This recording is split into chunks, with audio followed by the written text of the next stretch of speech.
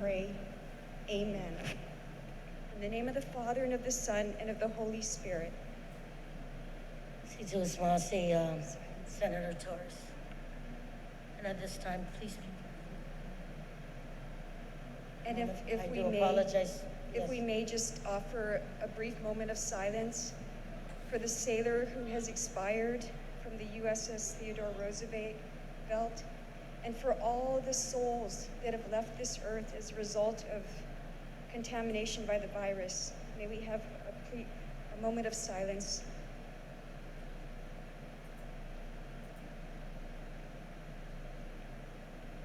Heavenly Father, guide them into the promise of your divine mercy. Amen.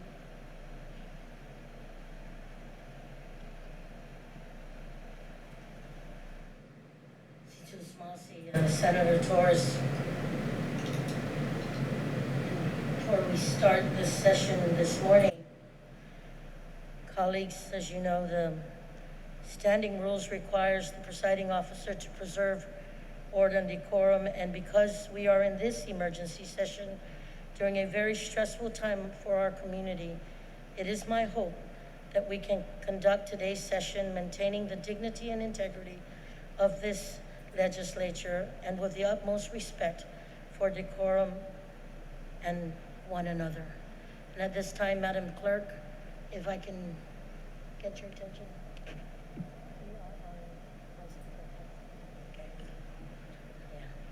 And at this time, I will recognize Vice Speaker Nelson for closing on her amendment. Vice Speaker, you are recognized. Thank you, Madam Speaker. Madam Speaker, this amendment puts in selection criteria. Vice Speaker, I apologize. We could barely hear you. If you could just speak into the mic a little bit closer. Thank you.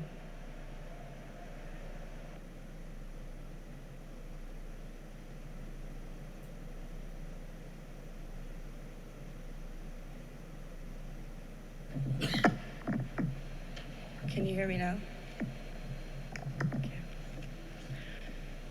Madam Speaker, this amendment inserts into the bill selection criteria that the governor must present to the people. The most important one for me, Madam Speaker, is items 3 and 4. To extent practicable information regarding known public places at which any confirmed positive COVID-19 individual has frequented 7 days prior to testing positive.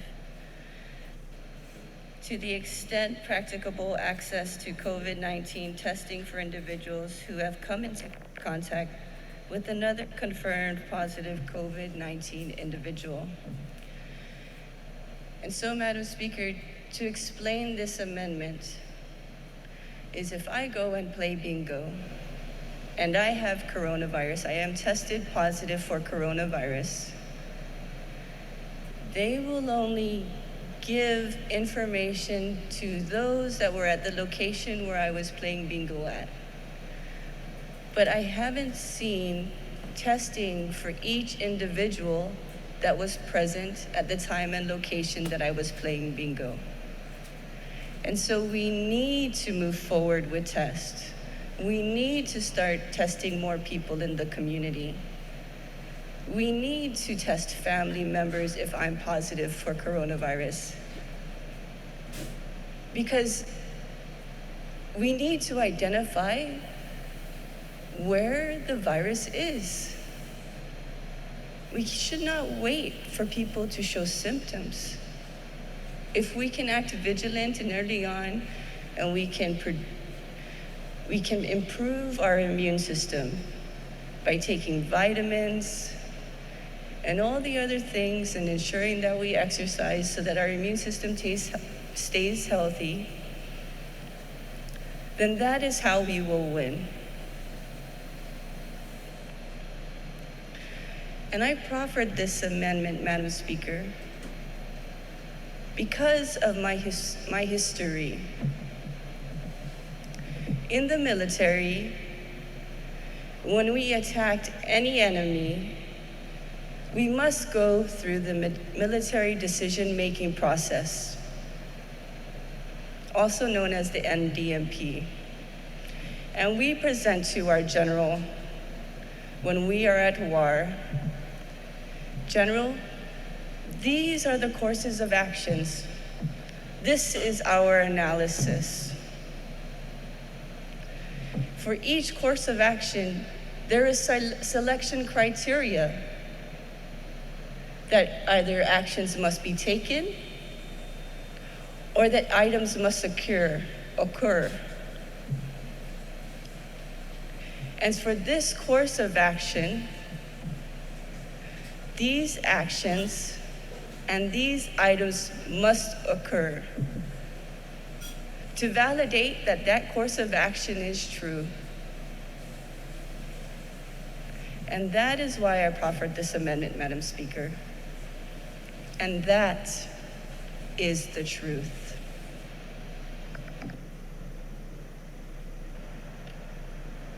Vice Speaker, on the amendment, there was an objection.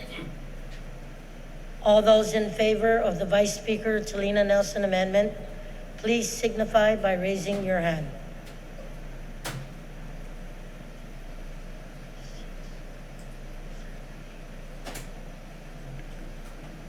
Motion carries. Vice Speaker, you are recognized on your continued closing.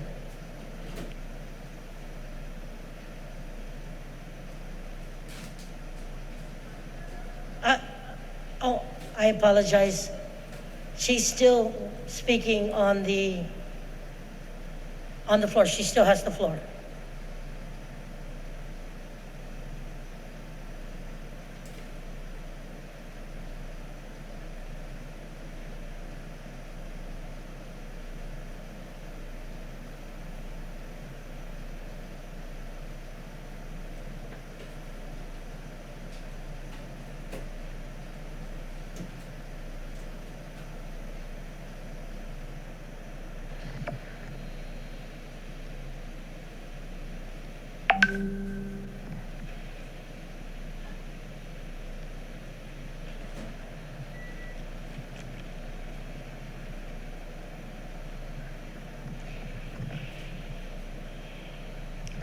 Thank you, Madam Speaker.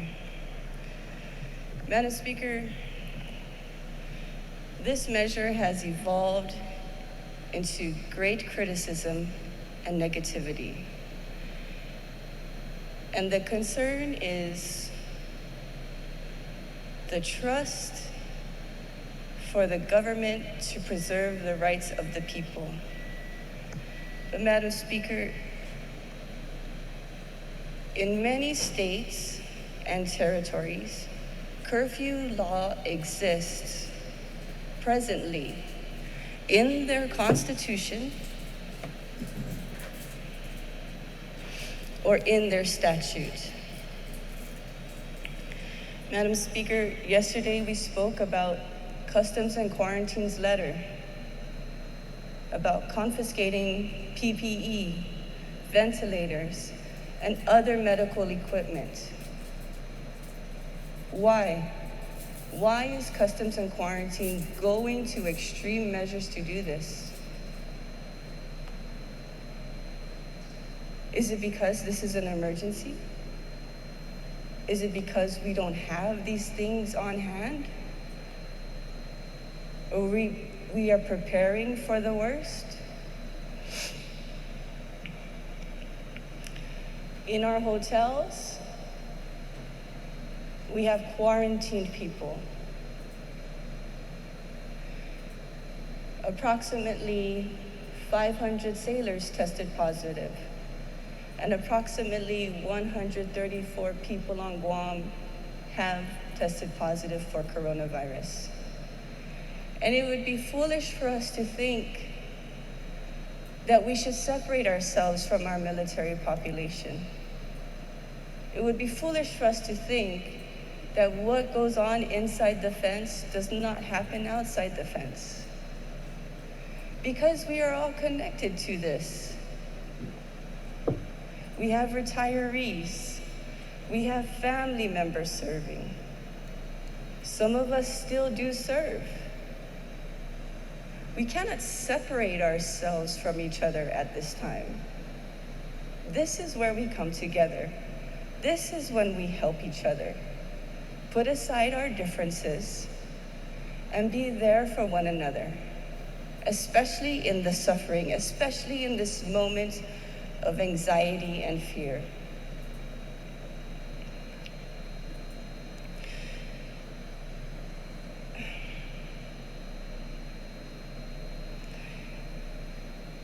As to date, GMH has 16 adult ventilators.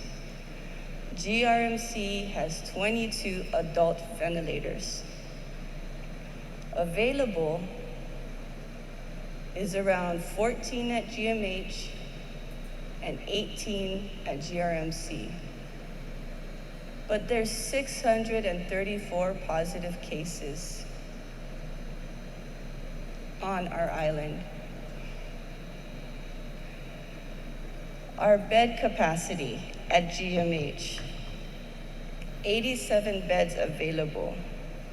GRMC, 19 beds available. But there are 634 positive cases on our island. Saipan has already erected their triage city, or their triage center. I don't see anything like that on Guam, and Saipan's population is only 60,000, roughly 60,000. Our pediatric ventilators that we have available, GMH has 4, and GRMC has 3. As of April 11, 2 were available at GMH, and 3 available at GRMC.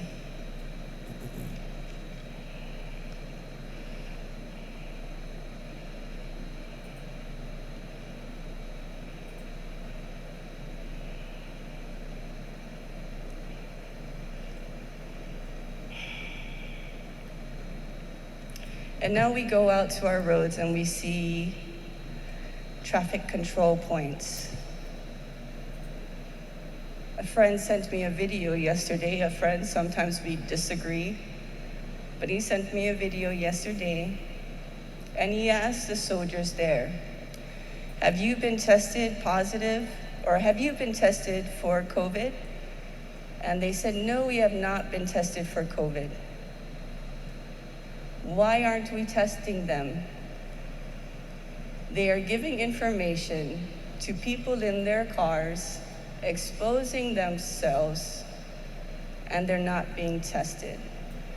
The police officers that are there with them is a resource that we can be used to protect our community, to ensure that we're safe. But instead, we put them at the traffic points without confirming whether they are COVID positive, without even testing them. I have a friend who has 4 members in his family who has COVID-19. One of them is a 1-year-old, and the other is a teenager. And I see my friend hurt and suffering because those are not the only people that are in his family that are coronavirus positive, worried about the impact of the virus. And that is the truth.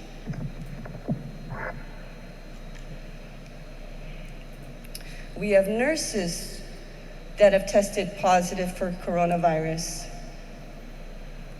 And when our nurses test positive for coronavirus, it takes away from the frontline effort for 14 days.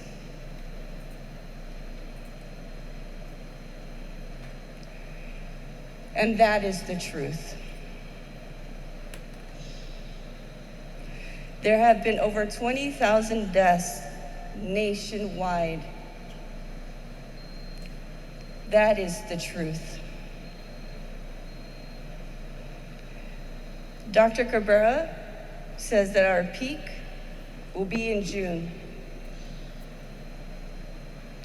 where it will claim 2,000 lives, when Guam has a mortality annual rate of 1,000 in 2 months. That is what Dr. Cabrera predicts.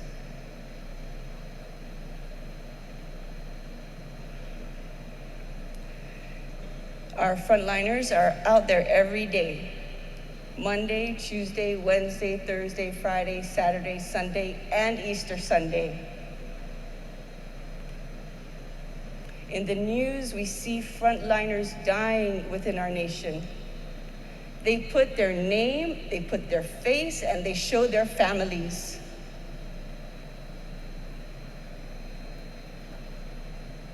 And they are killed by this virus. That is the truth.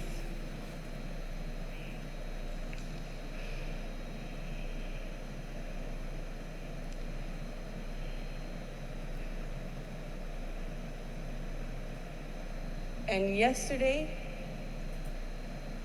we had 5 deaths. 5 deaths. It could have been my grandfather, it could have been my grandmother, it could have been anyone in my family. Does it have to happen to us directly for us not to do any action? Or can we not meet the people in the suffering? 5 deaths. That is the truth.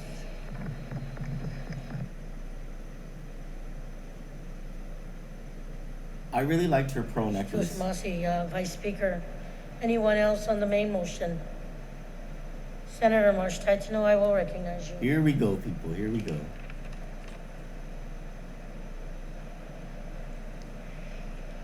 Situis Mahasi, Madam Speaker. As was mentioned yesterday, Not matching. Not today, at least. and has certainly been on my mind, is we're here to save lives. Oh my God, the waterworks already. I can only imagine that no one here wants to take away or restrict anything unnecessarily. We don't know the future for certain, but we really have to weigh. Are we willing to look back and tell ourselves we could have done more? It's not a small question, because literally lives, perhaps as many as 3,000 or more lives, are at stake.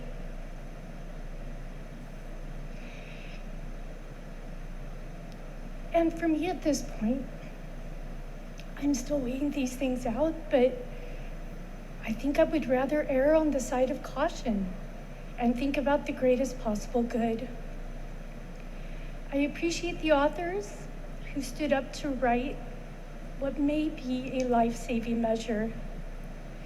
We were told yesterday that there is every indication that there's going to be a second wave, and that this does come in waves, and to not let our guard down. We are the hotspot in the Pacific. Article after article highlights that. Yeah, why is that? And there are a growing number of countries, territories, US cities, and US states putting curfews into place. When I looked this morning, and I only spent a few minutes, I'm sure I could have come up with many other places. CNMI, our brothers and sisters up there, they immediately put one in place as early as 7 p.m. The Bahamas have one, the Navajo Nation has it, Oahu, I heard, has just put one into place. And we do have a growing number of US cities: Montgomery, Alabama, Portland, Palm Beach, Miami, Little Rock, San Francisco, Birmingham, Waterworks edition. and Puerto Rico has as well.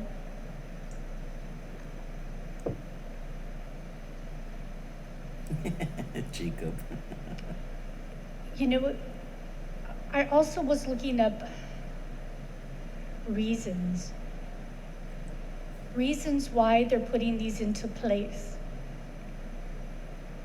And it's to discourage social gatherings. It's to send the message that people should engage in only necessary activities. And I do believe a good many of us are, perhaps even most of us.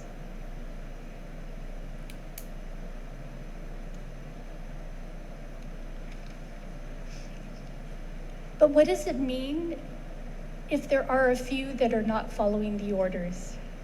And we see that minors are still being found to not be complying with their curfew, and so that gives us an indication that there are those out there that are not complying with these measures. And I've heard personally from various types of officers about people not following measures. It means that they're endangering all of us, those few. It means a greater potential of the spread of COVID-19, which means the possibility of overwhelming our hospitals and our entire healthcare system.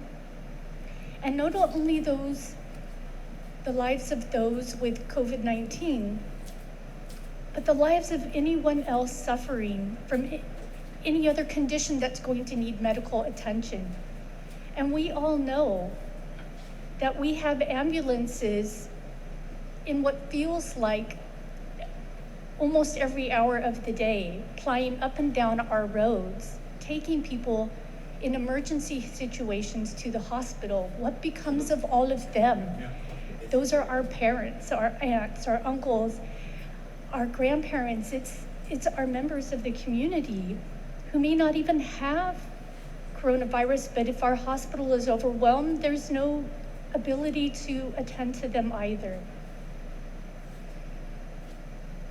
I ask us to think long and hard, myself included, about whether we're willing to look back like Italy and say we should have done more.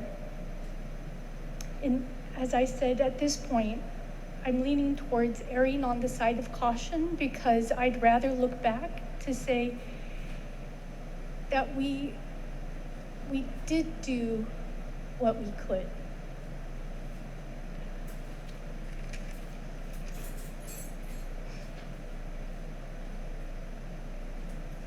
I do have one question. And so if I can ask the authors of the bill a question. Please state your question. Forgive me if I have somehow missed it from yesterday. It's a lot to take in, but I don't think we covered it. If they could define least restrictive, or if they feel that the least restrictive clauses need to be defined.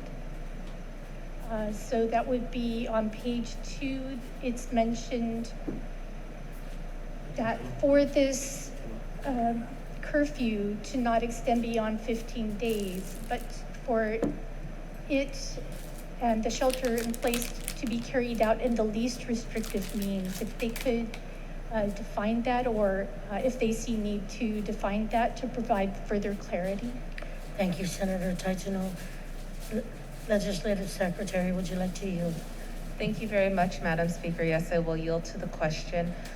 We included in the bill that whatever is done through the executive order to establish a curfew would have to be done with the consultation of the public health authority for that curfew to be issued. So it would be up to the public health authority along with the governor to ensure that what they are implementing is the least restrictive means. So I don't think that we need to further include that definition in the bill, but if that's something the retiring speaker wishes to clarify and offer an amendment for, I'm open for that.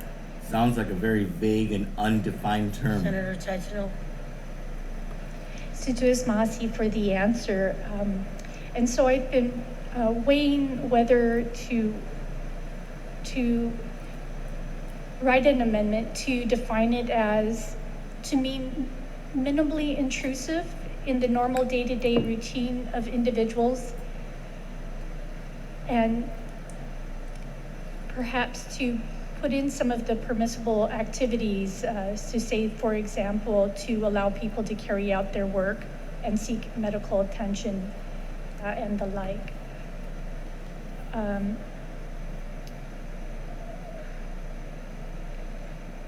So, yeah, I'm not sure if that's necessary. I mean, we are asking public health to guide this, and I also don't want to restrict them from giving us their best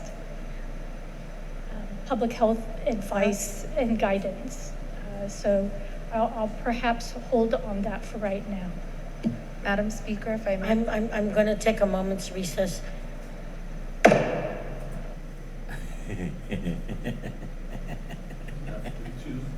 So I'm concerned about something.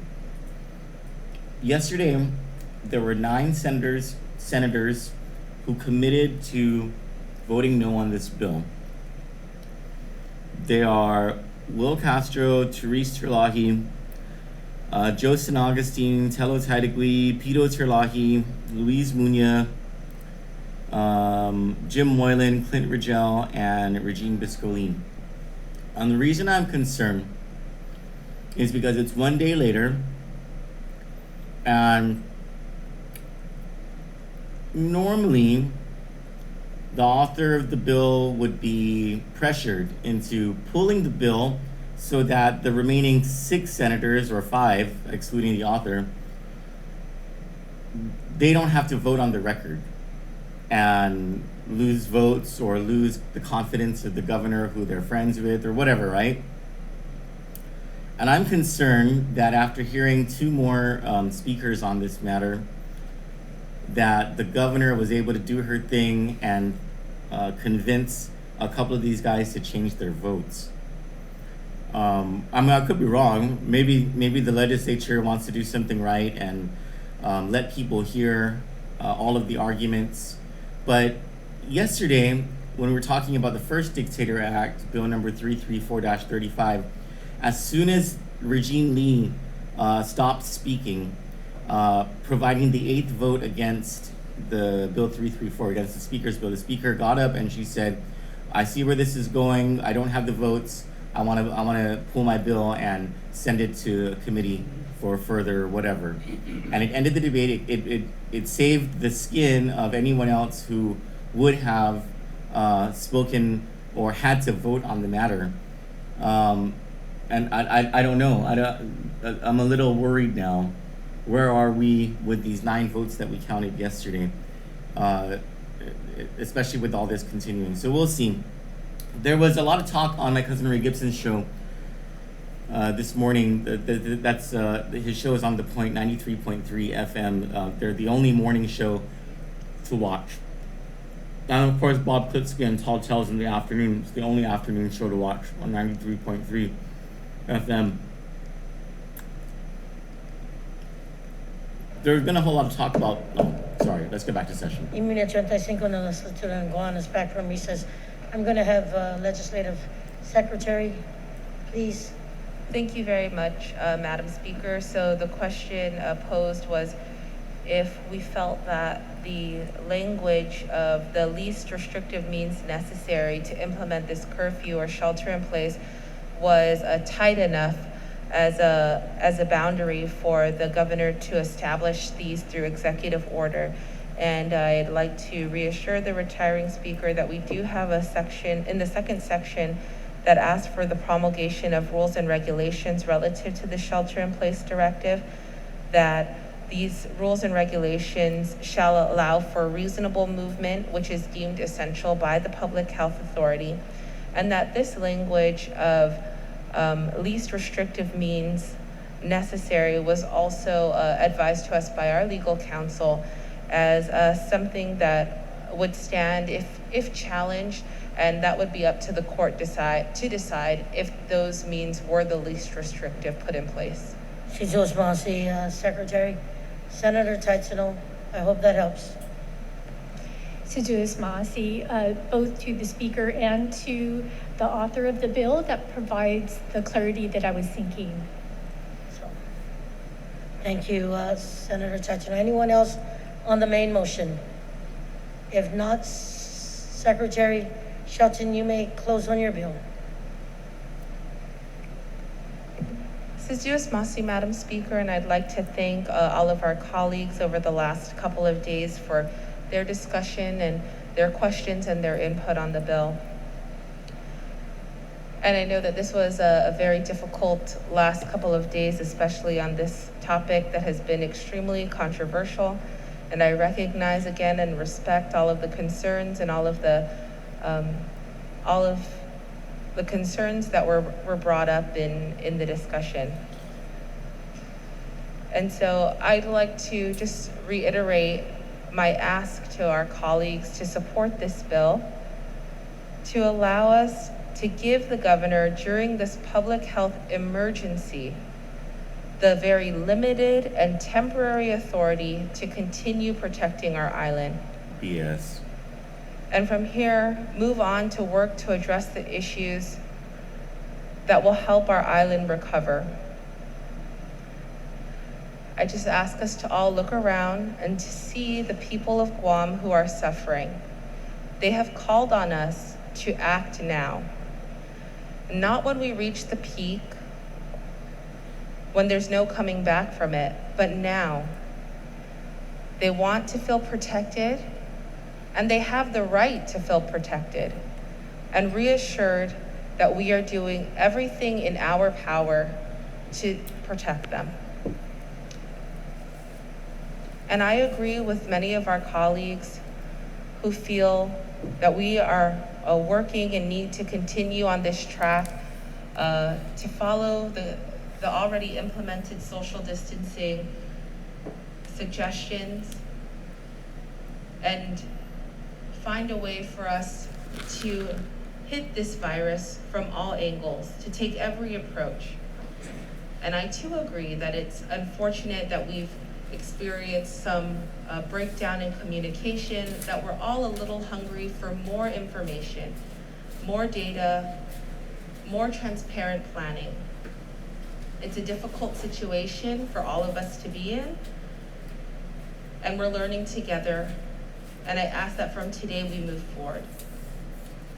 And again, as I stated yesterday, on the other side of this, in the very near future, I want to make sure that we come out stronger, having done everything we should have and could have to protect our people and the health and safety of this entire island.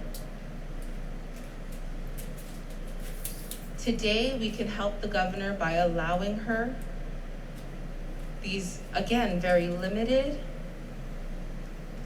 and temporary powers while we continue to push for more testing, for more contact tracing, for more interventions that will work. Our duty as elected officials is to protect the interests of our people. And everyone has been affected by this emergency. Everyone from a 1-year-old baby to a 91-year-old manamku. We have seen so many in this vulnerable position.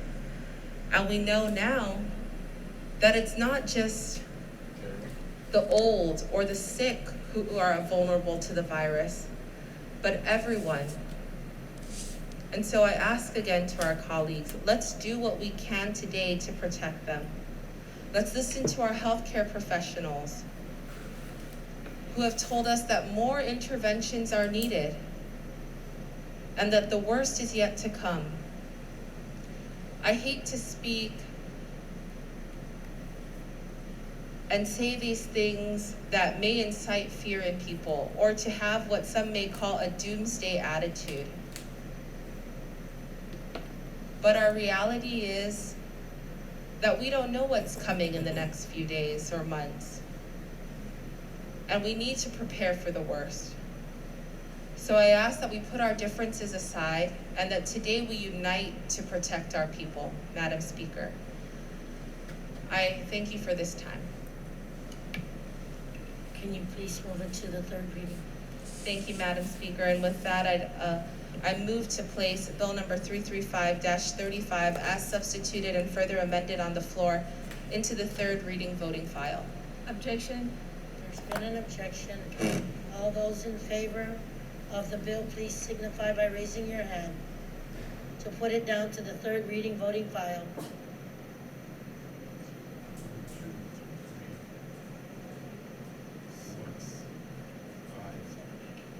8. She's got 8. Motion carries. That's not a vote on the bill itself. That's a vote Senator to send it to the Sinowski. voting file. Madam Speaker, being that I believe we have concluded all that was on the second and third reading, and that we're Senator San Agustin, before you do that, can I just take a moment's recess to reconsider the actions of the body? Hold on. thank you. Oh, okay. Well, maybe we'll see something better. So, Senator Amanda Seaworld Shelton, her main point in her closing speech, which I'm pretty sure was written by Adelut, was there are people who are asking us to protect them. And they call this over and over the war against this virus. And it's hearkening back to the so-called war on drugs, especially when you put it in the context of what Amanda Shelton was saying. The people are asking us to protect them. And all I gotta say about that is I ain't asking the legislature for jack. Right. Because I know that to protect myself, I need to stay home. I know that whenever I go to the grocery store, I put myself at risk of exposure. And people who make these decisions and make these choices to stay home are doing it because they have the complete capacity to protect themselves. Everyone has this capacity to protect themselves from this so-called enemy, invisible enemy that they call it, a virus. What Amanda Shelton is saying is she wants to enact a statute to protect people from themselves. She wants to enact a statute because there are people who will take risks with their lives and go to someone else's house, and then that person in that house is willing to take a risk on their lives and allow that person in their house. Or there are families who are willing to not protect themselves, and they understand what the consequences are, but yet they'll have a fandango during this time. So what this legislature wants to do is sort of like the war on drugs that, of course, we all know the government lost decades ago, and for whatever reason is still waging it, is create a statute that is not about protecting people from one another, but so-called protecting people from themselves. That's really what this comes down to. And what she's really saying is that there are stupid people out there. She even said, I don't know if it was her or Kelly Marsh who had the audacity to say, I think most people maybe are following the rules. No, like 90% of this island, maybe more are following the Senator rules. San Agustin, you have the floor. Madam Speaker, I'd like to ask that the body would reconsider the action of the body on the substitute bill 334, and to restate the motion to refer to committee on rules with all the amendments intact. On that motion, are there any objections? Seeing none, hearing none, motion carries. Senator San Agustin, you are recognized. Madam Speaker, being that we have completed all the bills that were on the agenda and we're ready to proceed to the voting file, I'd ask that the body would recess and that the clerk and the legal will engross the bills, and maybe we can vote tomorrow. 4 o'clock.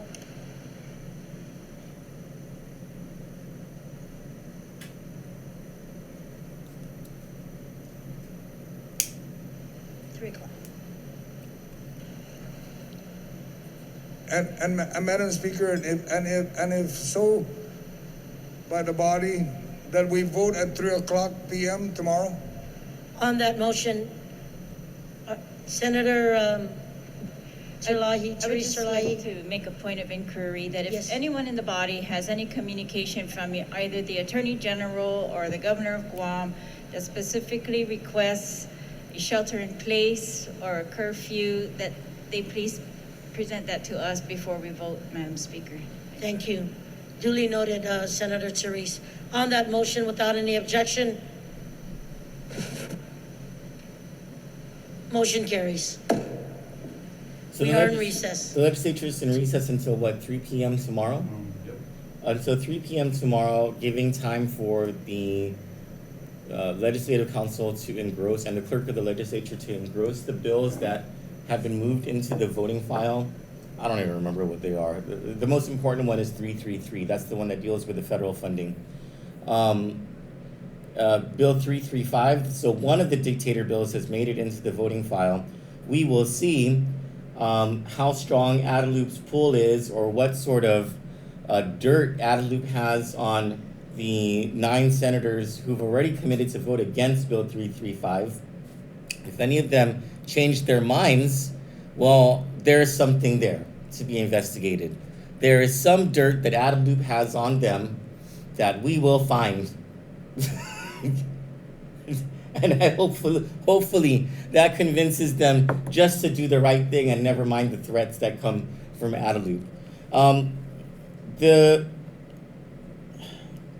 What I'm curious about, and I want to ask the Speaker's office, is the Speaker was intent the past couple of days on introducing her Bill 327. And I'm sorry, not introducing it, but placing it onto the session agenda so that senators can vote on a measure that will require the governor to pay, I think it's $11 million in tax refunds that would come out of the unused portion of the local war claims fund. It's unused and it's never going to be used because the federal war claims happen. That's why. And so that would have been the only local funding bill that this legislature would have addressed. The legislature basically went into session to do one important thing, and that was to get the federal relief passed, right? Even the hazard pay bill was unnecessary. They were going to take out the double pay that already existed in the personnel rules and regulations. They ended up putting it back after public pressure against the withdrawal of the double pay for GovGom employees on the front lines of the coronavirus response. So that was a useless bill. The Anti-Barbecue Act of 2020 was tabled. There was one more useful bill aside from the federal bill, Bill 333 by Therese Sirlahi. There's one more that passed. I can't remember what the one more that made it to the voting file. I can't remember what it is. They nixed the first Dictator Act. That's the one that gave the governor the power to enact criminal statutes. They are going to vote on the Curfew Act, which is much more than a curfew act. That gives the governor the power to just shut down whoever she wants, prop up whoever she wants. It might even be worse than the first Dictator Act. I don't know. I haven't fully considered the ramifications of it passing. And they did not do any funding bills, local programs to help people. And I think a lot of people were waiting for something like that. Now, Senator Regine Bisco-Lee had Bill 340, which would have, hold on, wait for my dog.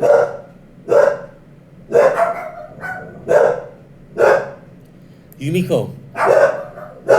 She's not gonna stop. Oh, it's Johnny. Hey! Yumiko, no! Yumiko, no! Good morning. So,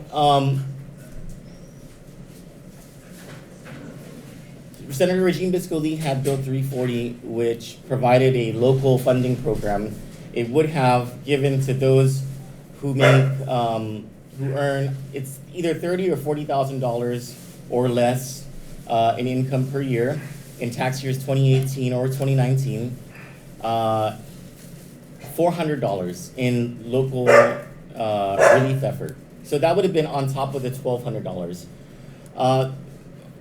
As far as whether it was fiscally prudent to do something like that, that's a whole other discussion. But it would have provided that relief, that $400 per person, right? Who qualified under that income level. Now, she ended up tabling that bill because the governor had a news conference on the day that it was supposed to have been entertained, and the governor said, no, actually, we have our own plan. We're going to pay the federal money, $10 million of it using, she said floating money, and I don't exactly know what that means. And then it was going to be reimbursed by the federal government. And we've actually been hearing things that those checks to those who have an income level of $10,000 or more are being prepared at the Bank of Guam now.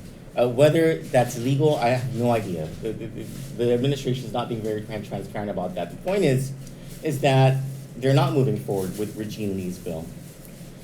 And so the only saving grace for local relief, local cash relief, really is tax refunds. And we've been promoting that, oh, thanks, boy. We've been promoting that as the fiscally prudent thing to do, the fiscally sound thing to do, because of the shortages in revenue coming to the government of Guam, the fact that the governor has not furloughed any government of Guam employees, and that the payroll and the costs of the government remain as it always has in this time of financial exigency. Nothing's being cut, even though revenues are not coming in. They're depending on the $117, now $141 million, and we'll get to that in a second, from the federal government to float the government of Guam through the crisis. That money will run out by the end of May, beginning of June. That doesn't even take into consideration the fact that tens of millions in tax refunds for tax year 2018 and prior has not been paid. Much of that still in error and suspended status, and that not one penny of the $125 million in tax refunds for tax year 19 has been paid at all. So Speaker Tina Mooney Barnes' Bill 327 would have at least started something. It would have gotten some money out. Tied her hands to make her pay it. At least $11 million in Right. tax refunds, and not this 800,000 here, 600,000 there that's coming out every week. It's just like drips coming out of the spigot of the faucet, right? Well, we did get something from Michael Nicholas that Yes. Guam is being infused with And he wants that money to go to tax refunds. $141 million. Can you read that one? Yes. Gov Guam poised to receive 141.5 million in CARES funding. Congressman urges payment of tax refunds.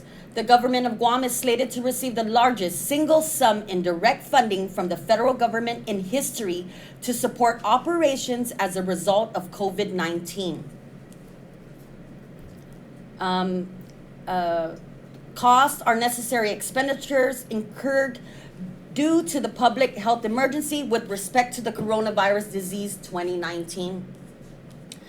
Were not accounted for in the budget most recently approved as of the date of the enactment of this section for the state or government, and were incurred during the period that begins on March 1st and ends December 30, 2020.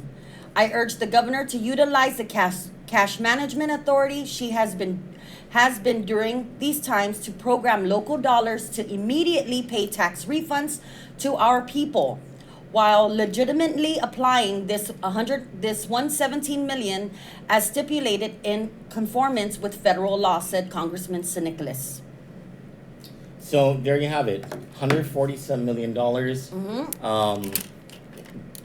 Fiscally, the governor is still going to have to cut spending in the government of Guam in order to apply more of that money to tax refunds. And then there's additional almost $3 million granted for the Department of Corrections. Oh, okay. So that you know, the federal government gave a list. This is how much is going to go here. So all that money should go to where it needs to go to. And DOC is one of the hots. I Good. think they really need to take care of that. Good. So, good, because someone had to fund that place. And I don't know if our legislature ever feels ashamed of itself. Oh, that he also states, I urge vigilant oversight by the legislature, the Office of the Public Auditor, and the Attorney General of Guam to ensure that all local leadership can account for every federal dollar at the end of the day. Or else. And we'll get to that U.S. Attorney story in just a second. But I don't know if our legislature ever feels ashamed of itself that whenever the people of Guam need a solution, our local government can't get it together, and it requires a save from the federal government. And many of the people in the legislature are the same ones who talk a lot of smack about the federal government. But it seems to me that throughout this pandemic emergency on Guam, it's the federal government who's been saving our asses. Mm-hmm. You know? Yeah. It's every time the people of Guam have a concern about something, the only one coming to the rescue as a white knight on a horse, on a unicorn, is Congressman Mike Nicholas. Yeah. With news from Congress. But Senator Therese Terlahi does state, when she does speak, that we need transparency. So she also believes that this administration is not being transparent. I thought yesterday she was just this close to calling the governor corrupt.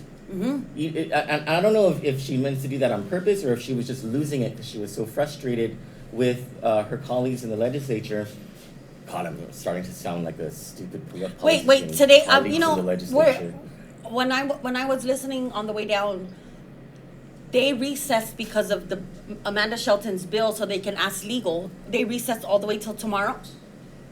No, her bill already moved to the voting file. They recessed so that they can vote, so that the legal counsel can engross the bills, to prepare the bills, so that senators can vote on the final form of the bills. And that's when the real.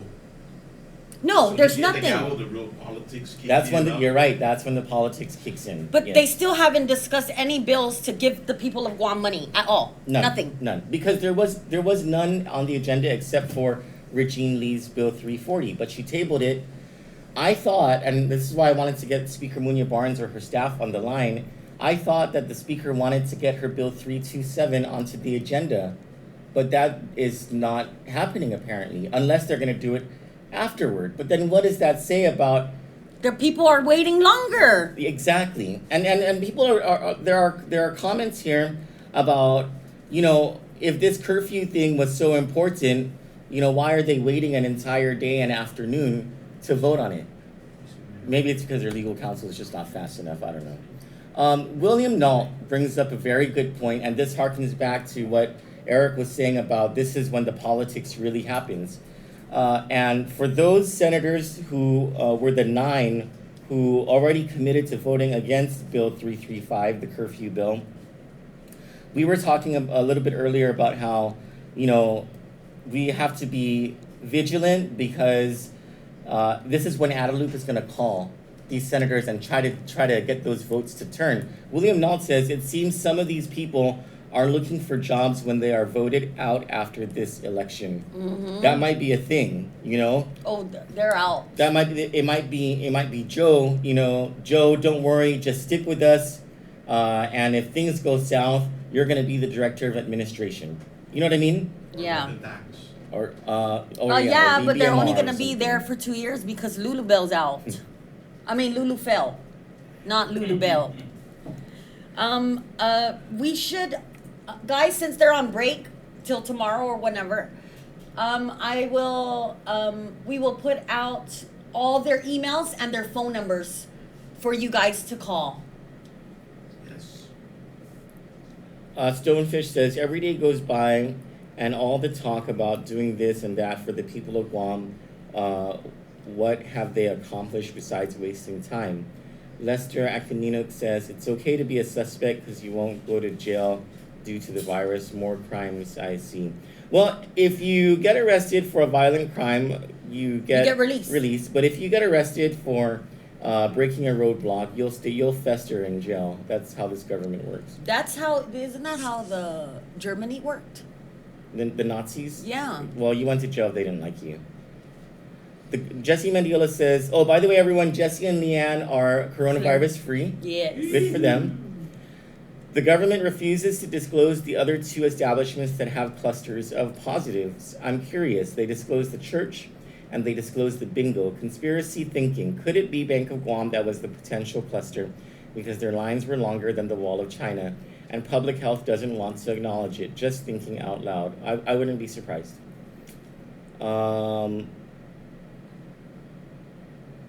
Adrian Camacho says, good morning, Johnny. Oh, good morning. Bernice Castro says Yumiko is putting in how he or she feels. Sorry, Troy, don't know Yumiko. Yumiko is a girl. I didn't name her. She was named by Gain. It was one of those Christmas, I think it was Christmas 2009. Gain came out for the first time with their Christmas foster program. And I didn't realize it at first, but Gain comes out with these programs for dummies. And I'm the dummy. So they're like, foster a dog for Christmas on Christmas Day so that the dog will have, love on Christmas. And of course I'm like, okay, that's a good idea. So I decided to choose the ugliest puppy that there was, realizing that the uglier the dog, the greater the chance that they'll be euthanized. And so I thought I'll foster this puppy for a couple of days, and during those couple of days, I will find someone to adopt the ugly puppy. And I've had Yumiko since. Yeah, Yumiko is a female dog. She does not like me because No, she does. She sniffs your my butt all the time. Your choo-choo all the time. All the time. What is this rumor about Bank of Guam and checks? Oh, so I was just talking about, I did bring that up. I said that there's rumors that the $10,000 or less income people. But I thought it's DOA that prints checks, not Bank of Guam. That would be correct. Yeah, DOA would be the one that prints checks. I don't know who's spreading that rumor. Please stop, because there's people that are desperate out there and they will cling on to any information that you're trying to put out. The governor did say, though, What? that was going to happen this week. That payment was going to happen this week. She said The governor says a lot Yeah. that she doesn't pull through with. And we're not going to ask them. We're not going to ask them for any follow up on it because they're not going to answer our questions. But last week she did say that this week they're going to release the 11 million or 15 million, 10 million, I don't remember, in $1,200 checks to people who have an income of $10,000 or less. I guess that means that they put together the tax return listing, if that's true. Anthony Uggan says, emergency issue, break this long. Why don't we go to the original law? Sometimes we have to listen to our forefathers. Patsy Bias says, more money issues.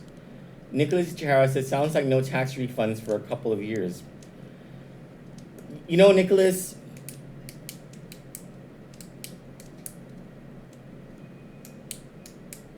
these are such uncertain times.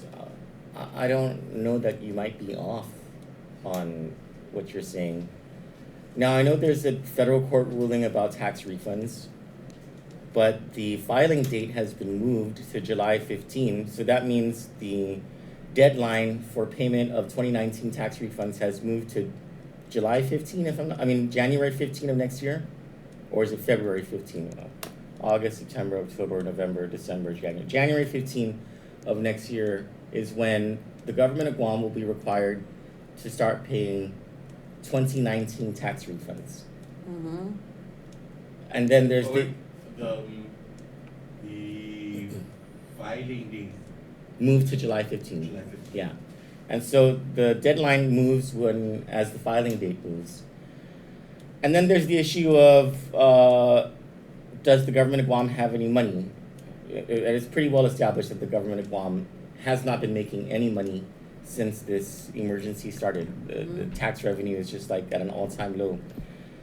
GovGuam will start making money when the federal funding comes in, and then when the cash relief happens, GovGuam will start making money on withholding taxes, income taxes, But GovGuam will not make the money that it normally would generate in order to pay for government operations until it reopens the market and people start paying business privilege taxes and corporate income taxes.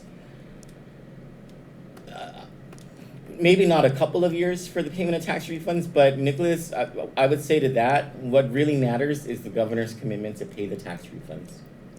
I think that will determine how long it takes to pay tax refunds, because the ability to make payments in the government of Guam, that falls squarely on the governor. The legislature can budget all it wants, but the cash management authority rests with the governor. Stonefish says to Jesse, I agree with you. They should disclose all areas of clusters so no one infected goes there. And just to let you know, yes, Bank of Guam in Tumon is open. I just passed there. There are security guards on the road talking to the people in the car. There's, what are those things? Those orange things? Cones? They have cones? Yeah, and the line is all the way out towards Fiesta. So there's also security guards on the road talking to people in their cars. That's such a nuisance. No, there's another way it's gonna spread. Yeah. Denise Pangilian says, well, anyone who hasn't filed can go to the IRS website, click non-filer, click the link and follow instructions. You have to have an SSN. Bypass Guam completely. Oh, thanks for the advice. Nicholas Jara says, what if I told you all places are clusters? Responding to Jesse. Tiana Rasmussen says, more money, more missing money. Can you pull up the U.S. Attorney story so that we can remind people Sure. about? Denise Legaspi says, that's because the governor blew it already. Sean Mann says, what is this about? I thought the dictatorship bill did not pass. There were two Dictator Acts, 334 and 335. 334 was pulled.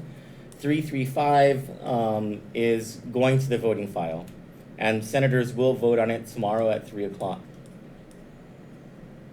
That's when you see, that's when you can tell if the governor's got to them.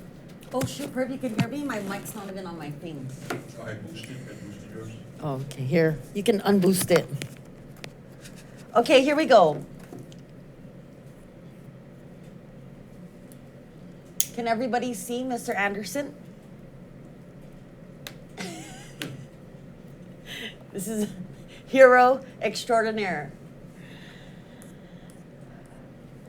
Beware government officials, contractors, and employers who even think of screwing with the civil rights of the people of Guam and the federal money meant to help people during this Kung Flu crisis. The United States Department of Justice is watching. United States Attorney Sean Anderson replying to Kandit's request for comment on the activity of his office as residents' suspicions of corruption by the Leon Guerrero regime during this crisis is rising, said that Attorney General William Barr has instructed U.S. attorneys' offices throughout the nation to keep an eye out for the American people. Mr. Anderson said that no government should believe that it can violate the constitutional and civil rights of its people, no matter the complexities. No, what is that word? Complexities of the emergency response. Quote, our Constitution is not simply set aside during difficult times. There is no free rein in government authority or action, said U.S. Attorney Sean Anderson. Mr. Anderson's statement comes as senators of the Guam legislature near the end of debate on two measures that would give Governor Leon Guerrero dictatorial powers that arguably infringe on the civil rights and constitutional rights of residents. The first bill, number 334, by Speaker Tina Muñoz Barnes, was pulled by the Speaker after 9 senators announced their opposition to the bill. The second, which is still under debate, is Bill number 335-35 by Senator Amanda Shelton. Well, that's dated information now. Yeah. 9 senators have confirmed on the record that they will be voting no to this bill. Business owners also are raising concerns about possible corruption and antitrust violations by the governor in allowing her cronies to conduct business and shutting down and threatening jail time against other businesses. Congressman Michael Siniclis has raised a number of objections to the government's public statements and actions where the governor has not been truthful about the use of federal funding to help residents. And if you go to www.kanditnews.com, you could read our email to Mr. Anderson, the United States U.S. Attorney, and then you could read his response to Kandit. And these were very specific questions. Troy and I, we were just discussing it yesterday, and I said, Troy and I said, you know what, why don't we send an email over and see if they respond? Because usually, you know, they send over one-liners or stuff that they cannot confirm or deny, you know. That's usually with the U.S. Our question was so political, I really thought that the U.S. Attorney was not going to answer our question at all. So I was really surprised when the answer came in. You guys want to hear the question? It was very, very political. Yeah, Troy, just... Here, these are the questions that we asked. Stand by. And this was to the U.S. Attorney's spokeswoman, Carmela Rapadas. Buenas, Carmela. Many of our viewers are becoming suspicious of wrong information being put out by Governor Lulian Guerrero and her administration regarding federal funding and the implementation of CARES Act programs locally. Even some members of the Guam legislature are concerned about the lack of reporting by the administration about the seizure of property, contracts, etc. There now is a growing panic about the Guam legislature contemplating giving dictatorial powers to the governor. This is on top of questions whether the existing Emergency Health Powers Act passes constitutional muster. May we have a statement from the U.S. Attorney on these matters? If possible, may we also have some assurance from the U.S. Attorney's office that your office is monitoring these situations in order to safeguard the people of this district against corruption and the pillaging of our constitutional and civil rights. And so I really thought that they weren't going to answer because the going protocol for the U.S. Attorney's office is never to comment on investigations and monitoring activies. But Right. we got a comment. Sorry, go ahead. Sorry. No. Oh, was that it? Yeah, that's it. Okay. If I were involved in any funny business in the government of Guam regarding federal funding or regarding any local actions that violate people's constitutional or civil rights, I would think twice.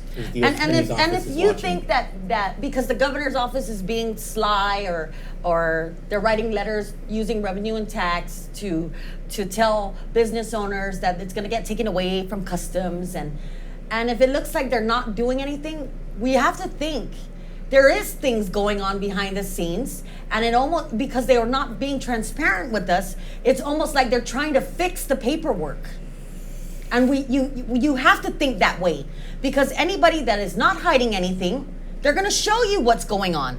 Even this Bill 335 and Talina putting in steps 1, 2, and 3, and 4 that the governor should be doing that already. Being transparent, showing, okay, because I didn't do what I needed to do last week and order all those test kits. Because I failed at my duties, the Department of Public Health and Social Service, Linda DeNorsi failed to order these test kits. I need a ticket from this businessman that brought in test kits, and this is why I'm taking it. That's what the governor needs to be doing. And because I failed and Linda failed, and we didn't order the PPEs to protect the people at GMH, I'm pretty sure AMC, the owners of those clinics order PPEs to protect their employees.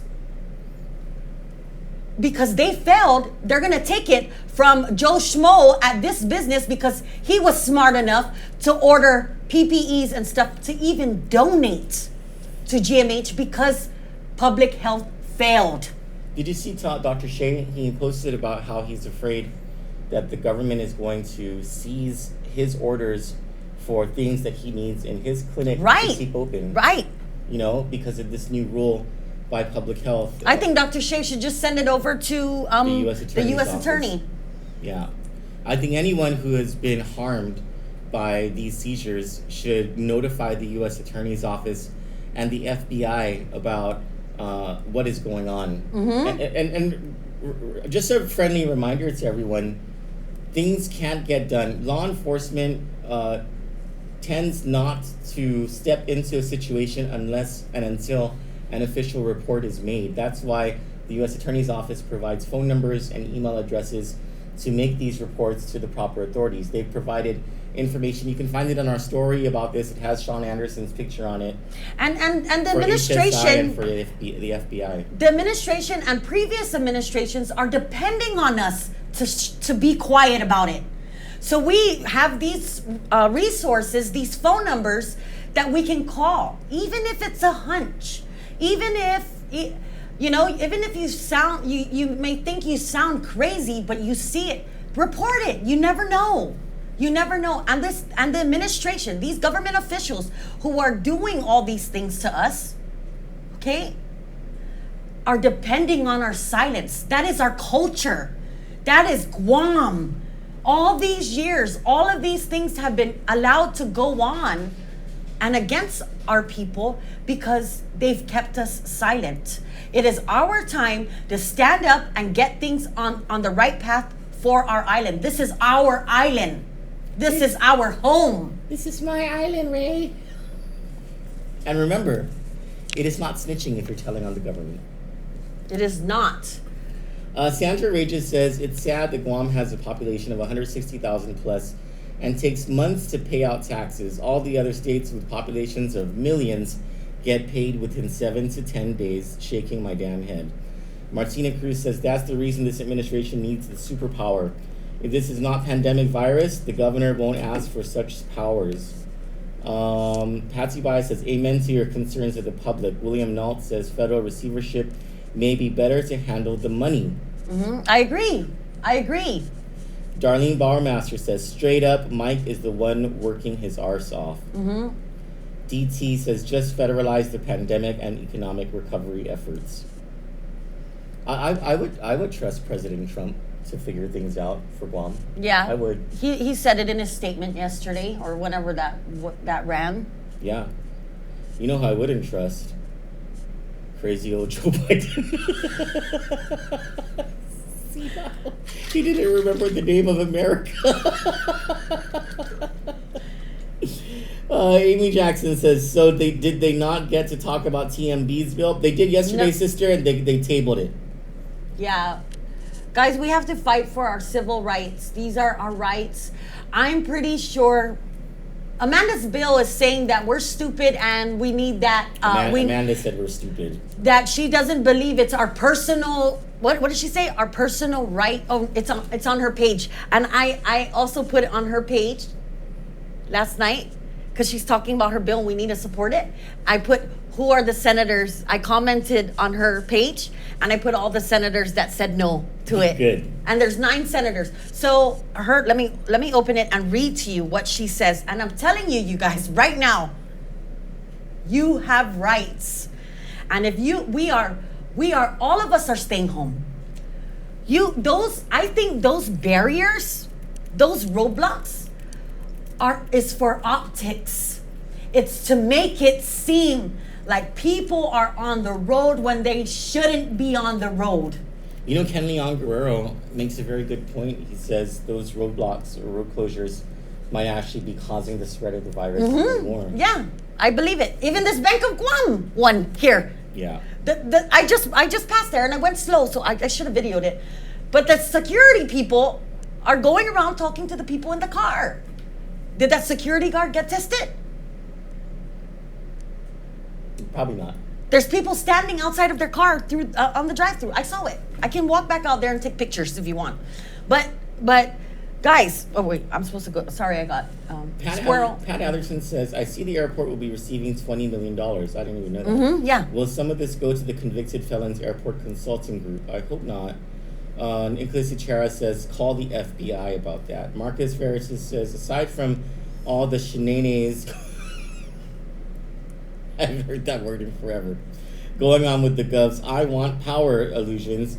They need to table those financial assistance remedies ASAP. Sabulala folks are hurting right now. They need some kind of financial relief now. And these matrix slow-mos have put this need on the back burner for too long already. Many that are experiencing financial hardships at present are hurting, and if push comes to shove regarding the need to survive, it would end up forcing their hands to committing the inevitable. Okay, this is what Amanda put out last night at 8:02 p.m. Bill 335-35 is not about curtailing individual rights. This is about the right of our community to get through this together. We need to stop responding incrementally to exponentially growing threat of COVID-19. Let us move from 2 steps behind ahead to the forefront. We must do everything within our power to ensure we don't leave more people behind in this pandemic. Let's make sure that one day in the near future on the island, on the other side of this, we can again hold hands with our loved ones and watch the sunrise together. She needs to send this bill to Stephanie Flores. They need to put them in curfew. Amy Jackson brings up a point, and this is something that I was, and I don't know if she meant to be joking about it, but actually it is a concern. She says, maybe because they are borrowing the money, this is about the $11 million, from Bank of Guam, it's coming from her personal account. This is the $11 million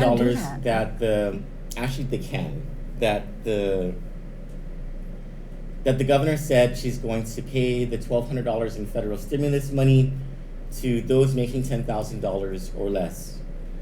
And the governor to senators said that she was going to float the money. And remember we were talking about how can the governor use local money and then pay it back when the federal money comes in if the legislature never authorizes her to use that local money. It has to be appropriated. But then when Senator told me that the governor had told senators she's going to float the money, that's a very specific term, to float money. It means that she's going to take out a line of credit. She's going to float cash from a bank using a line of credit. And there is existing authority for the governor to issue a line of credit, and it's under law. The governor can issue a line of credit of up to $15 million from the Bank of Guam, actually. And then when the federal money comes in, that's how it gets reimbursed. The governor already has this authority. So has the governor taken out a line of credit in order for this local stimulus money to happen?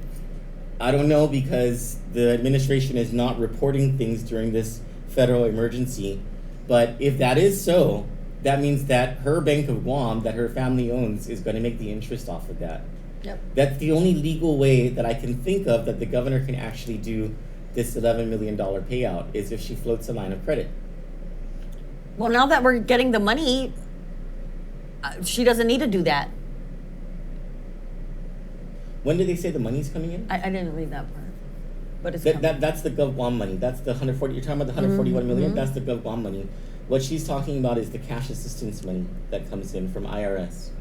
I don't know when that's coming. I heard, I think the pandemic one, they were saying 3 to 4 weeks, but I don't think there's been any word on when the cash assistance money is coming in. So the longer that money stays away from Guam, if she takes out a line of credit, the greater the interest payment to the Bank of Guam will be. Lori Good says, I wish they would release tax refunds for those who haven't received them, supply all necessary equipment and supplies to our first responders, start distribution of funds for those who lost their jobs or have had a reduction of hours. People are hurting financially. You know, Lori, if the administration had an actual program in place to do what was right, and it had goals, specific goals, and values assigned to this program, or at the head of this program, this is exactly what you're suggesting is exactly what would be happening. But it really doesn't seem like there's a program in place, except for, make sure our cronies get what's first. Yeah. Or first get what, Denise Pangilinan says, yes, misinformation can cause false hope. It does more damage. This is that rumor about Bank of Guam cutting checks. Alan Nicholas says, can we talk about how high some of the senators sounded? Selena sounded like she was the highest in the room. No, Talina sounded like she was trying to hold back how she really felt, and the mere fact that she moved outside to where Clint is, she really like that was salty. She straight up took his table too. She took his table? Where was Clint? No, she didn't. She was Yeah, sitting, she was sitting in his table behind first. him. She was sitting at his table first?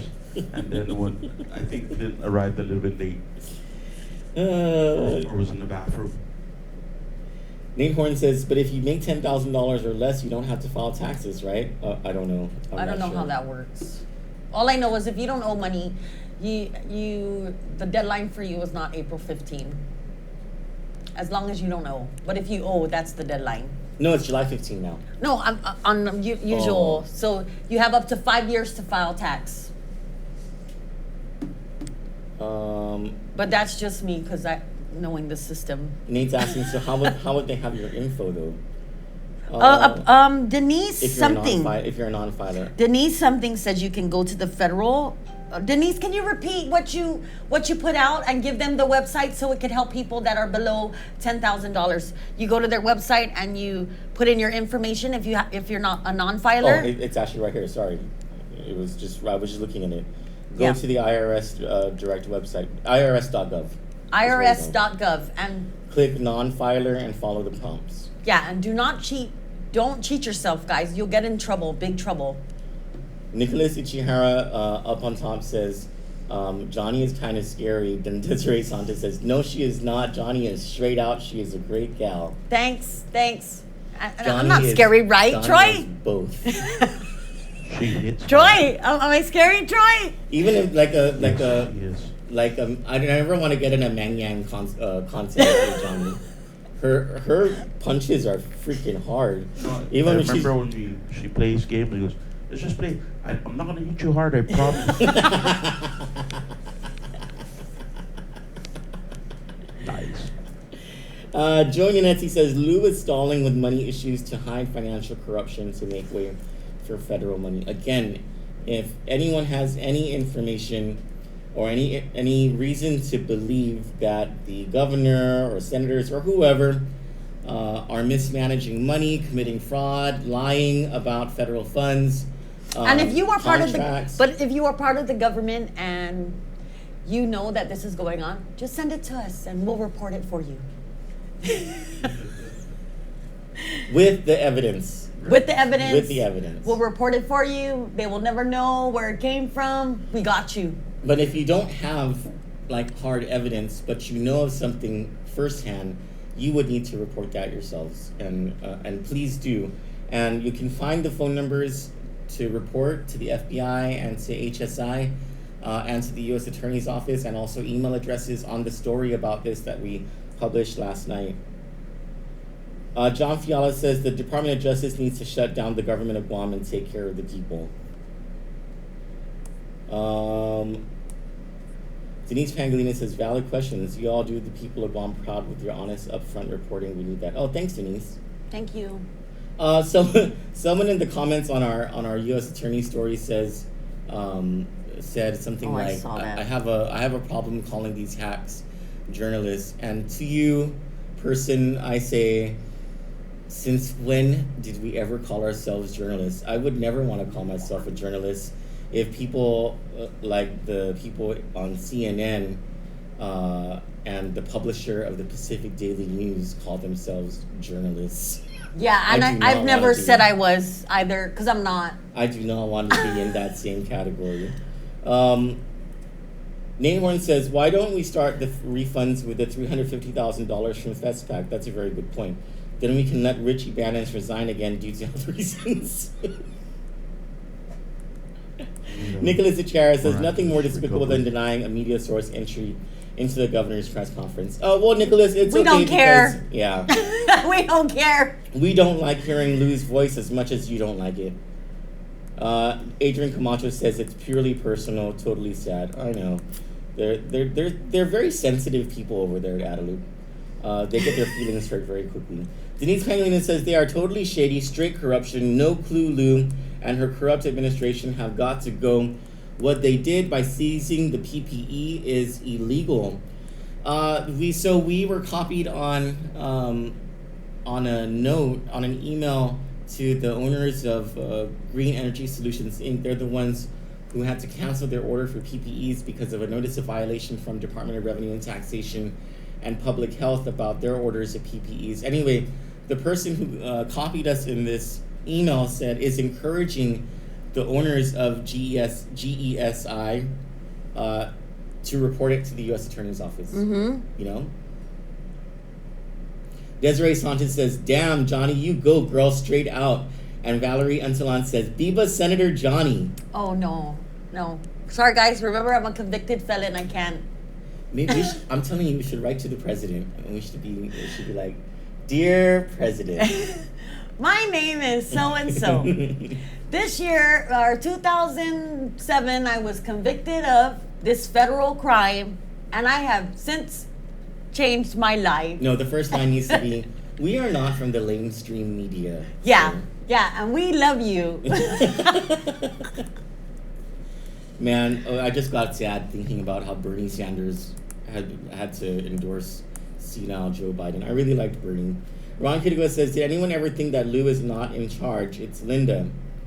Well, according to the law, yes, it's Linda who's in charge, but it really is Lou. Sandra Regis says, so what are they even doing with all the money they got for medical supplies? You know, Sandra, great question. We will never know the answer to that without the administration doing proper reporting. Amy Jackson says, but for those who have had items seized, will they be reimbursed? I don't know. Darlene Bauermaster says, so our government can't buy their own PPE, so they will write a bill to just take it from everyone else, shaking my head. I think the governor should ask the governor of Saipan to borrow some of those test kits. He just needs how many more to cover his island? He made an order for the entire number of residents of Saipan.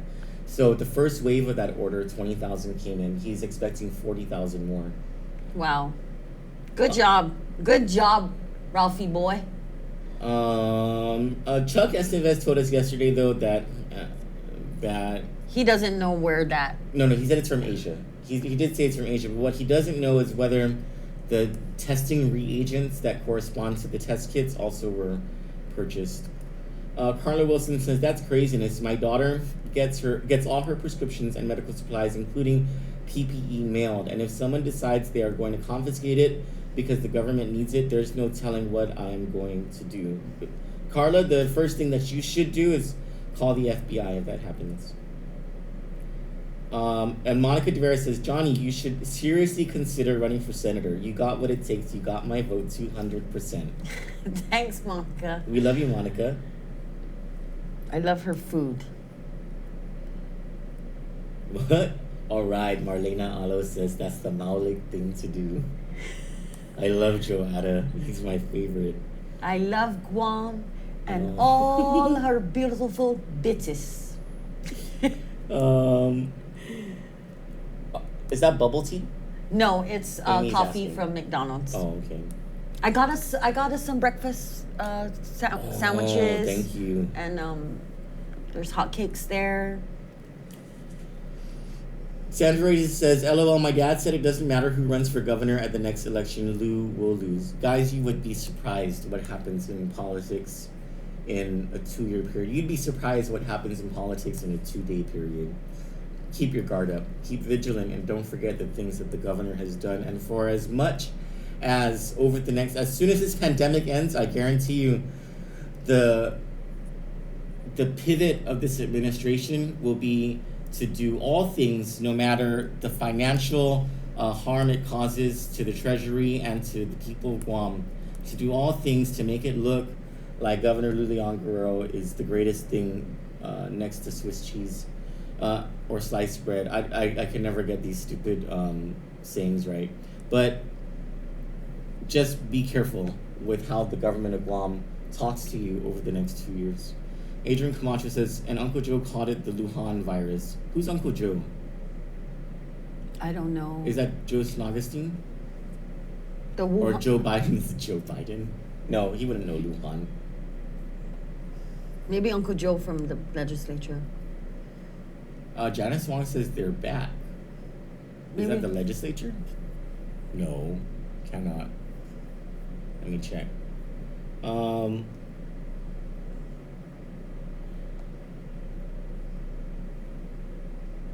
Ben Santos says Bank of Guam is the government of Guam's banker. It is the main government of Guam banker. It is the bank that holds the checking accounts for GovGuam, where they write all of the payroll and all that stuff. Oh, thank you, Paris. Kelly Dazama says Carl Gutierrez said it clear. Lou is conflicted. Thank you for reminding me about Carl Gutierrez. It's a point that I wanted to make earlier today. So the Lulian Guerrero administration trolls are all over Facebook. I see them in the comments, actually they hardly comment on our stuff. I think because they know that we'll comment right back. But like on the Daily Post stories, the PNC stories, I see them insulting people who criticize the governor. Oh, yeah. And part of the insult, part of the narrative that they have is, this is unprecedented. This is something that we haven't had to deal with before, and so cut the governor some slack. And I've been thinking about that a lot. And as early as this morning, when my cousin Ray Gibson was talking about this with Dr. Ron McNinch, when Dr. McNinch was saying this is unprecedented, and my cousin Ray was basically saying, I don't care. I don't trust the government. And as this thing continues on with all the bad decisions and the indecisions that have been happening, I don't trust the government even more. And it made me think, it's unprecedented, sure. So what?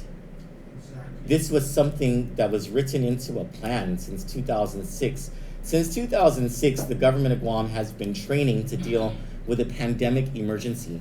You know what there was no plan for and no training for was the crash of KAL Flight 801. No training, no plan, no one ever thought that something like that would happen on a hilltop at Nimitz Hill so far into the jungle that it would take mountains of miracles in order for there to be an emergency response plan. And you know what happened? Within minutes of that plane crashing, Governor Carl Gutierrez was on scene.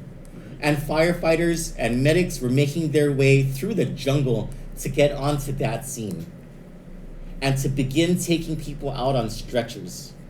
And to suppress the fire that was happening, that was raging from the jet fuel that was continuing to burn at that scene. An emergency response that, like this, was put into play with a simple goal. Save as many lives as possible. The hospital was already up. Triage centers were already up. Within an hour, within 2 hours of this emergency being called. All of this before most people had cell phones. This was in 1997. Mm-hmm.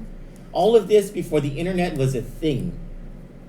While communication or the ability to communicate with people was so restricted back then, at least compared to now, and yet the emergency response happened, and Governor Carl Gutierrez had no training on it. There was no book, there was nothing in an emergency response plan that would prepare for the crash of a 747 jetliner. Nothing. So that was unprecedented, but Governor Carl Gutierrez rose to the occasion. When SARS came out in 2006 or 2005 or 2003, I cannot remember. Right around there. There was nothing in the books for Governor Felix Camacho to go by. Yet he stood up a government of Guam response like that. Even H1N1, right? H1, by that time, there was something in the books. Okay. It was no longer unprecedented.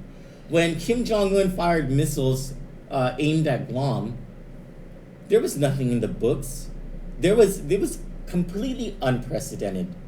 And yet Governor Eddie Calvo, within 40 minutes, had a plan and began executing that plan and began talking to as many people as he could through every available medium that there was in order to inform people to stop a panic and to keep people safe. And mind you, when North Korea happened, it was in the middle of a school day. And what was going on was thousands of parents left their work and jammed the streets to go to their kids' schools to pick them up. And Governor Eddie Calvo didn't close the roads.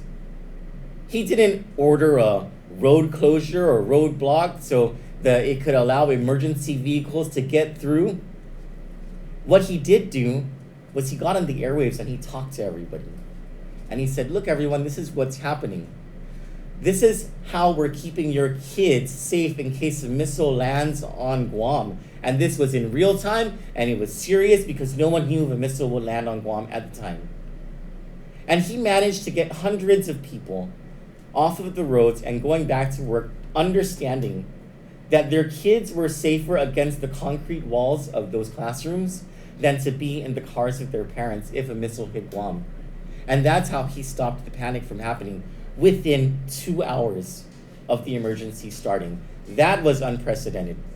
So I don't want to hear any more excuses for this governor about how we need to cut her some slack because this is unprecedented and she's just trying to do whatever. BS.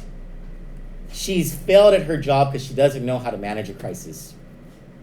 And she's blaming everyone else and saying she needs this power and that power and she needs this money in order to respond to this crisis. This crisis has been going on for a month now and she still doesn't have it together. And by all accounts, she don't even have a plan.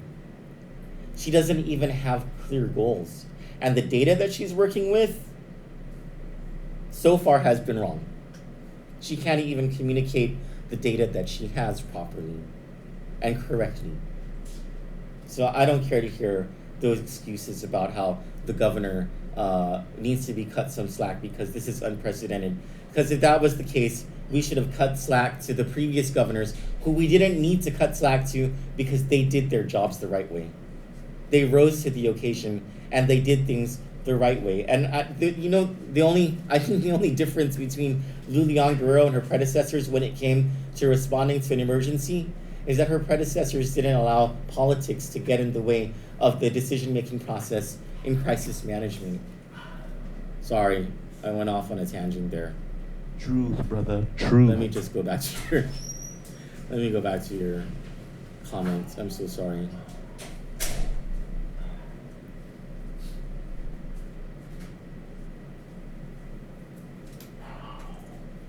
Marlena Ala says, what happens to our protesters? Denise Pangilinan says, doesn't matter what this administration does, I will make it my main job to remind the people of how they kept the people of Guam destitute. Thanks, Tracy. That's not in the cards. Rosalind and Michael Cruz, our auntie from another panty, says, does the stimulus funds get deposited to Bank of Guam for distribution? Yes, but it would be DOA that decides how payments are made. Justine Ray Rodriguez Flores says, I don't understand how CNMI is so ahead of Guam when our numbers are so ahead of theirs. Guam should have had their stuff together since 2 weeks ago minimum. Who the hell is in charge of this stuff show, show on Guam? They're all more concerned with federal money than for the people. You are correct.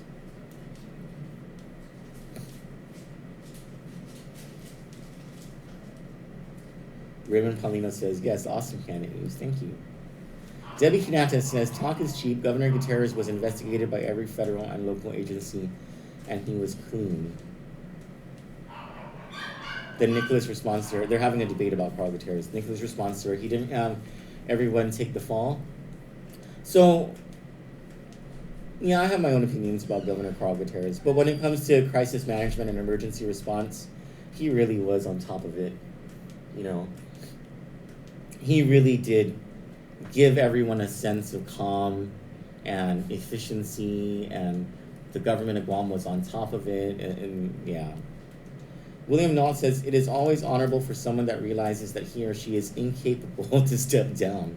Only the hardest thing is not trying to be honorable, but realizing you are incapable. Yeah, Preach it, I don't William think Nault. she will. She's her pride. She has too much pride. Dot Chargaloff says she even lacked the word common sense. Kimlin sense, as my dad would say. Oh, I love you too, Sister Amy Jackson. All right. Is there anything else? The testing. Okay. They're not doing enough of it? Yeah, but do you think that there's something going on? Oh, are you saying about the whole curve going down and stuff like that?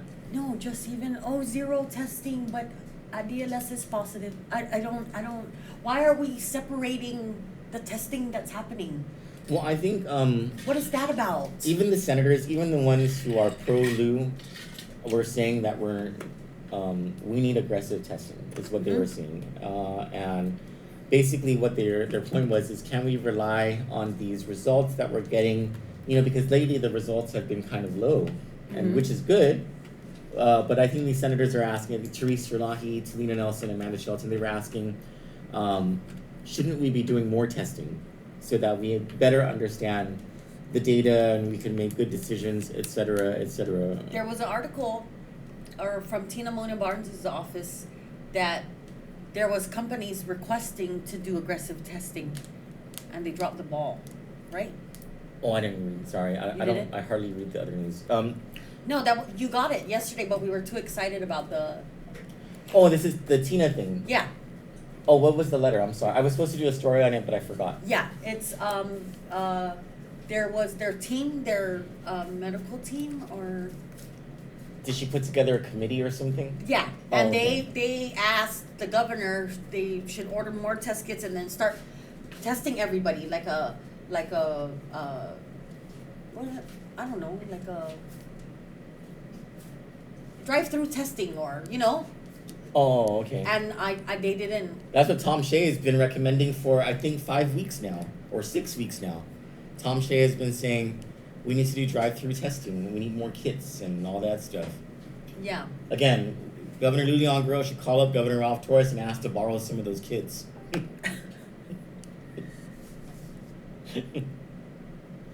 Ray again says the governor needs to use her resources wisely. It shows she don't trust them. Karita Zelji says power corrupts. Nicholas Chikara says, I agree about Carl Gutierrez. He helped my family in the 70s. Nice guy. But when corruption stories end up 3 generations down, doubt ensues. Hi, Jane Thompson. Sandra Rager says, man, it's been a month already and not enough test kits. I think they said, I heard Therese Sirlahi say there were like 800, and then Talina Nelson was asking what happened to the 4,000 that was supposed to come in last week. Senator Nelson, your guess is as good as ours. Our answer from another panel says, since Carl Gutierrez was before your time, first of all, Carl got us through devastating typhoons and an earthquake. Carl was not found guilty of any charges. He got us through devastating typhoons, our most devastating typhoons, in fact, and the KAL crash, which that was completely unprecedented. But the earthquake, my auntie from another panty, was Governor Joe Atta, my fave. That was no. Am I wrong? When was the earthquake? 93. 93. That was Governor Joe Atta. Maulik too. Amy Jackson says, who pays for the medical treatment when diagnosed and in the hospital and stuff? I don't know. Is like, if you're diagnosed with COVID-19, you mean? Is that federally paid, or do you get a bill? A hospital bill on that? I don't know. Well, that's a really good question, Amy. Justine is asking, where did I get auntie from another pansy? I got that from Rosalind and Michael Cruz. She said, you can call me your auntie from another pansy, and this was months ago. This was last year. I love her.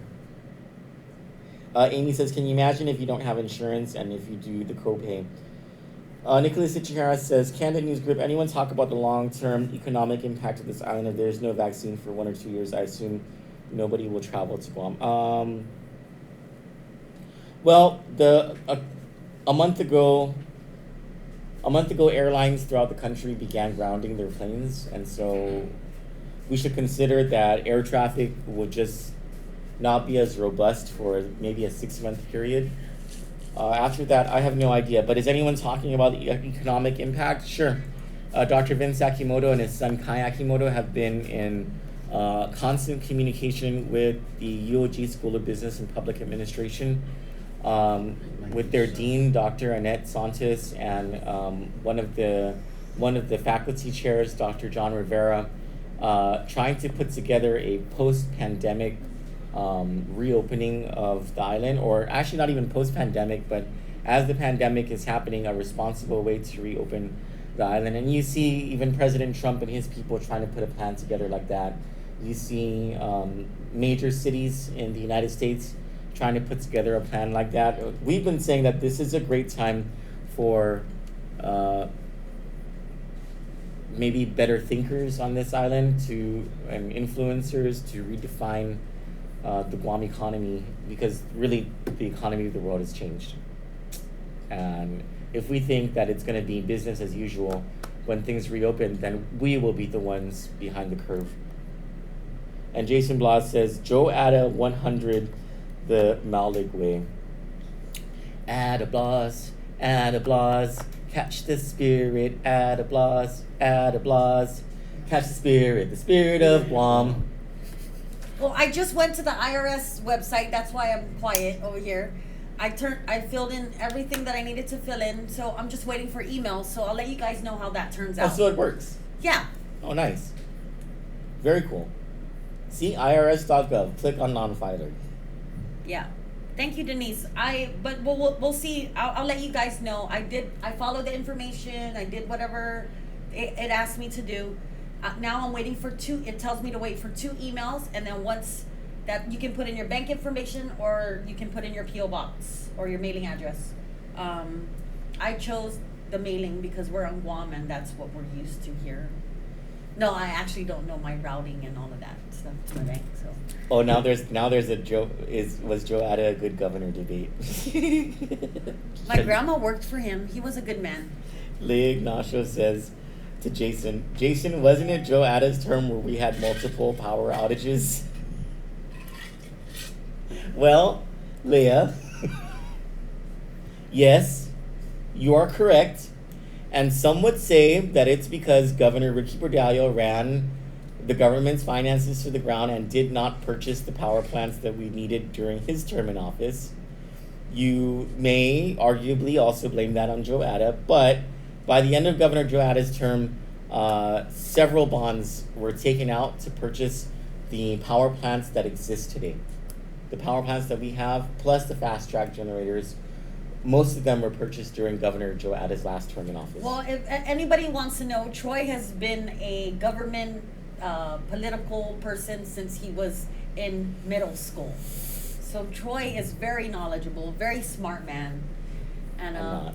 He's got a big brain. No. Chelo, let's take a pause for the cause and pay the bills with some break. Oh yeah. Can you guys stick with us? And we'll be back on the other side of this commercial break. But don't go anywhere. A lot has changed overnight, but Buick and GMC's commitment to you remains the same. We understand you want to feel safe, so we're offering current owners complimentary OnStar Crisis Assist services. Should you need a vehicle, we're offering 0% financing for up to 84 months with deferred payment options for 120 days. Plus, you may have the option to shop online and take delivery at home. Visit our websites for the help you need. Visit AutoSpot GMC today. Hello, my name is Mark Berry. I'm a 4-year Air Force veteran and close to 20 years of DoD fire service. Last year, June of 2019, we happened to have one of the hardest parts of our lives happen. We had a medical with me, ended up with massive hemoptysis. And during that time, while I was in the medically induced coma, my wife frantically looked for help. She found the congressman's office, which responded extremely quickly. They found out that I was improperly coded in the VA and quickly helped to fix it, which allowed me to get a medical flight to UCLA and get the medical treatment I needed, and that's why I'm here today. I just want to say to anyone out there, if you have any federal issues, please visit your congressman's office to see what resources are available. This ad was paid for with official funds from the Office of Congressman Michael F.Q. San Nicolas.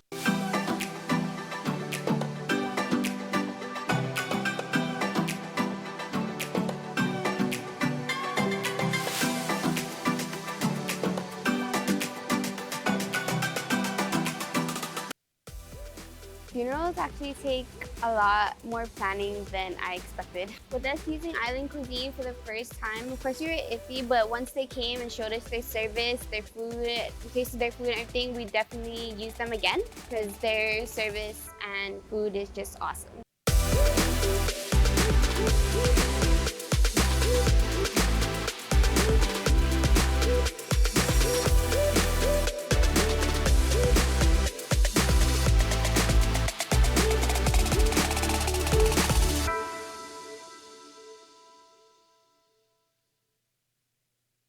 After Guam, Siraj Gimpa introducing the 2020 Toyota Tacoma Access Cap T-Max.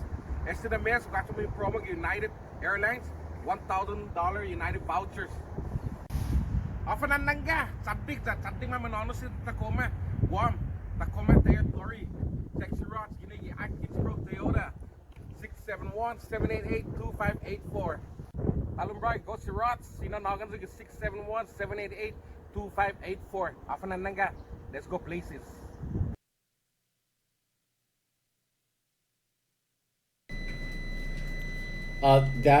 That beep is because we took a power spike hit, and that's the up system. So we're gonna have to actually get off of this feed so that we can refresh all the power stuff here, and we'll come back when there's news, right? Yeah. Yeah. So for Candid News, I'm Troy Torres. Thanks And I'm for Johnny sticking with us. Rosario. Good day.